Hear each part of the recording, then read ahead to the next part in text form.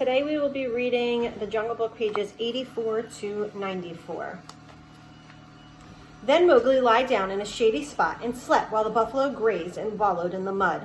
Day after day, Mowgli left the buffalo out to their mud wallows. Day after day, he saw Gray Brother's back way across the plain and knew Shere Khan had not returned.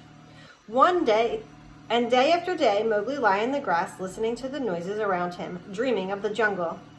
At last, the day came when Mowgli did not see Gray Brother at the signal spot. Quickly, he herded the buffalo up the ravine to the great tree in the center of the plain. There sat Gray Brother with every bristle on his back standing up. Shere Khan hid for a month to catch you off guard. He crossed the ranges with Tabaqui last night. He's hot on your trail, the wolf said, panting.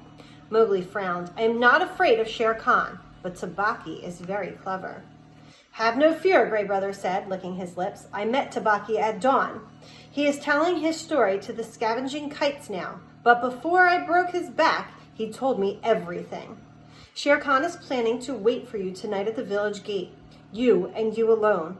He is hiding now in the dry river ravine of the Wanganga, Gray Brother reported. Has he eaten today, or does he hunt empty? Mowgli knew the answer meant life or death for him. He killed at dawn a pig, and he has drunk too, Gray Brother said. Shere Khan could never go hungry, even for the sake of revenge. Oh, what a fool, Mowgli nearly laughed. He has eaten and drunk and thinks I will wait until he has slept? No, together with the buffalo, we will take him by surprise. The buffalo will not charge unless they catch wind of him, and I cannot speak their language. Can we get behind the tiger's tracks so they can smell it? Shere Khan swam far down the Wanganga to hide his scent, said Gray Brother. Tabaqui must have told him to do that. He would not have thought of it himself. Mowgli stood with his finger in his mouth, thinking. The big ravine of the Wanganga opens onto the plain a half a mile from here. I can take the herd through the jungle to the head of the ravine, but he would slink out at the foot. We need to block the other end. Gray Brother, can you cut the herd in two for me? Not by myself, Gray Brother said, but I have brought a wise helper. A great gray head lifted up from nearby hole in the ground. It was a head Mowgli knew well. Akela! Akela! Mowgli clapped his hands. I knew you would not forget me. We have work to do, Akela. Cut the herd in two. Keep the buffalo, cows, and calves together, and the bulls by themselves. Akela and Gray Brother ran in and out of the herd, separating it into two clumps. The cows circled their calves. They glared and pawed the ground, ready to charge if one of the wolves stayed long enough. In the other group, the bulls snorted and stamped. Although they looked more imposing than the cows, they were far less dangerous because they had no calves to protect. What now? Akela asked. Mowgli slipped into Ram's back. Drive the bulls away to the left, Akela. Gray Brother, keep the cows together and drive them to the foot of the ravine. How far? Gray Brother asked, panting and snapping to keep the clumps of buffalo separate. Drive them until the sides of the ravine are higher than Shere Khan can jump, Mowgli shouted. Keep them there until we come down. While Gray Brother led the cows to the ravine, Akela turned the bulls toward the jungle. Turn them swiftly, Mowgli called. Careful, Akela. One snap too many and the bulls will charge. Rama is mad with rage. I wish I could tell him what I need from him today.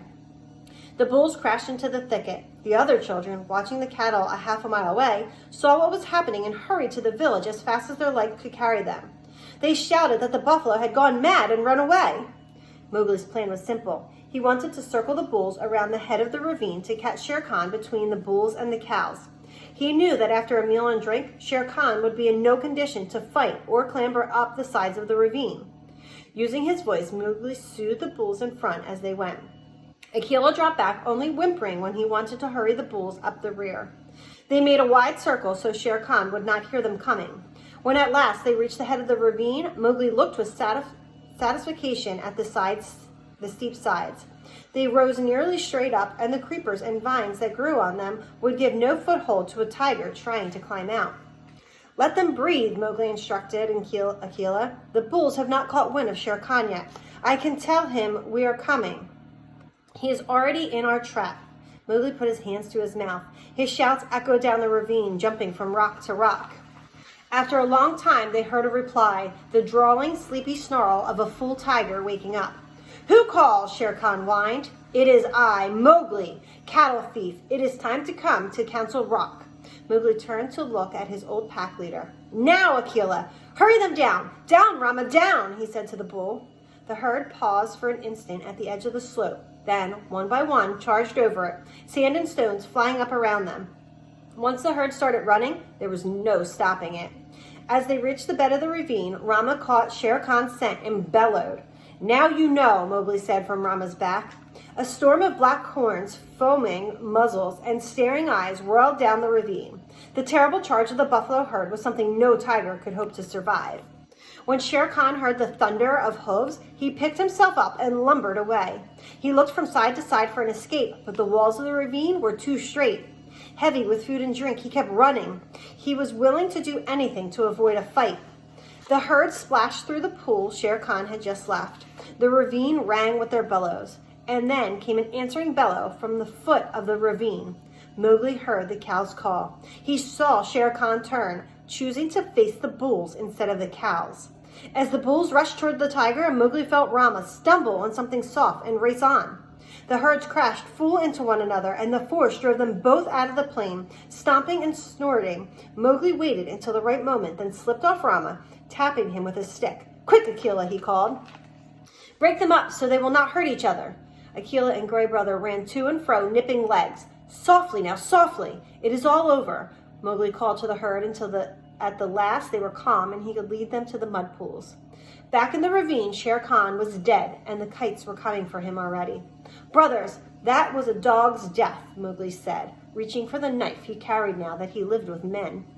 "But he would not have put up a good fight. His hide will look good on Council Rock. We must work quickly." A boy trained among men would never have dreamed of skinning a 10-foot tiger alone. It was hard work, even with the help of the wolves tugging with him when he asked. After a while, Mowgli felt a hand on his shoulder.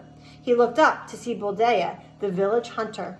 The children had told him about the buffalo stampede, and Buldeo had taken his gun and set out angrily, anxious to scold Mowgli for not taking better care of the herd. The wolves dropped out of sight as soon as they saw a man coming. "What is this foolishness?" Buldeo roared. "You think you can skin a tiger?" He looked more closely at the body of Shere Khan. "It is the lame tiger with 100 rupees on his head. Well, perhaps we will overlook your letting the herd run off. I might even give you 1 rupee after we take the skin to Kilowara."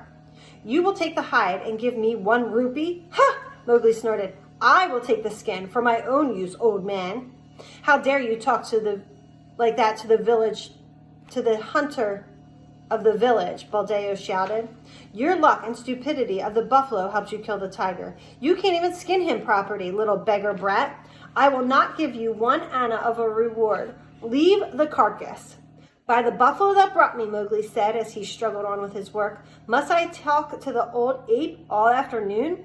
Here, Akela, this man is bothering me." Buldeo, who was stooping by Shere Khan's head, suddenly found himself sprawling on the grass with a gray wolf standing over him. "You are right, Buldeo," Mowgli said, gritting his teeth. "You will not give me 1 anna of the reward. There is an old war between this lame tiger and me, a very old war, and I have won." If Buldeo had been 10 years younger, he would have taken his chances fighting Akela if they had met in the woods. But a wolf in the woods is not the same as a wolf that takes orders from a boy who has private wars with a man eating tigers.